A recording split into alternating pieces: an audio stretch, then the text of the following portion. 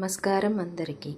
మంత్రధార channel subscribers అందరికీ పరాభవనామ సంవత్సరం ఉగాది శుభాకాంక్షలు. ఈరోజు మనం ఈ వీడియోలో ఉగాది పండుగ విశిష్టత గురించి, అలాగే ఉగాది పండుగ వెనుక ఉన్న పౌరాణిక కథ గురించి తెలుసుకుందాం. ఉగాది అనే పదంలో రెండు పదాలు ఉన్నాయి. యుగ అంటే యుగం లేదా కాలం, మరియు ఆది అంటే ఆరంభం. అంటే ఇది యుగానికి ఆరంభం లేదా కొత్త శకం ప్రారంభాన్ని సూచిస్తుంది. ఒకటి బ్రహ్మ సృష్టి ఆరంభం. ఉగాది పండుగ వెనుక ఉన్న అత్యంత ముఖ్యమైన పురాణ కథనం సృష్టికర్త బ్రహ్మదేవుడికి సంబంధించింది. పౌరాణిక విశ్వాసాల ప్రకారం భూమండలంపై ప్రగతి వచ్చిన తరువాత సమస్త లోకాలకు చీకట్ల జలమయమైనప్పుడు బ్రహ్మదేవుడు తిరిగి సృష్టిని ప్రారంభించాలని సంకల్పించారు.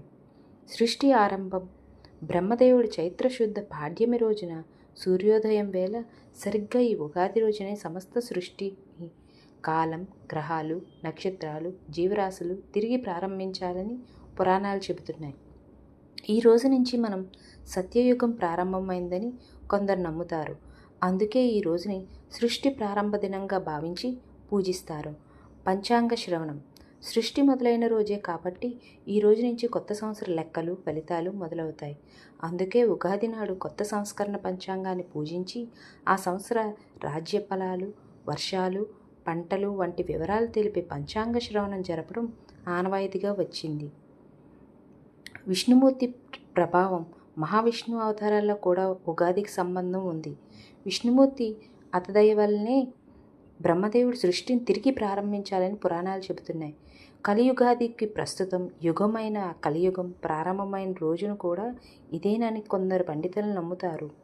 దైవ దర్శనం పురాణాల ప్రకారం ఈ ఉగాది రోజునే విష్ణుమూర్తి అవతారుడైన శ్రీరాముడు గారిని సుగ్రీవుని పట్టాభిషేకం చేసి సంతోషాన్ని, ధర్మాన్ని నిలబెట్టారని కూడా చెబుతారు.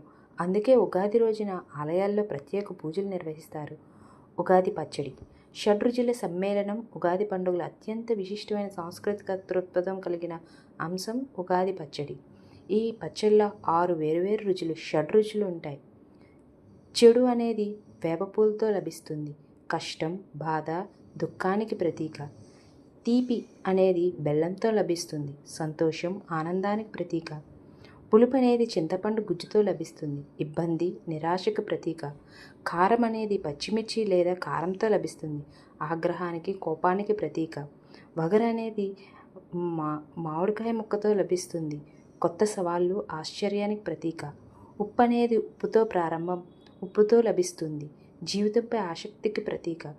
ఈ 6 రుచుల మిశ్రమం ద్వారా ఉగాది పండుగ లోకానికి ఒక గొప్ప తత్వాన్ని, సందేశాన్ని అందిస్తుంది. జీవితం కూడా ఈ పచ్చడి లాంటిదే. సుఖంలో జీవితం, జీవితంలో సుఖం, తీపి, దుఃఖం, చెడు, కోపం, కారం, సవాళ్ళు, వగరు, ఇబ్బందులు, పులుపు అన్నీ ఉంటాయి. ఈ 6ంటిని సమానంగా స్వీకరించాలి.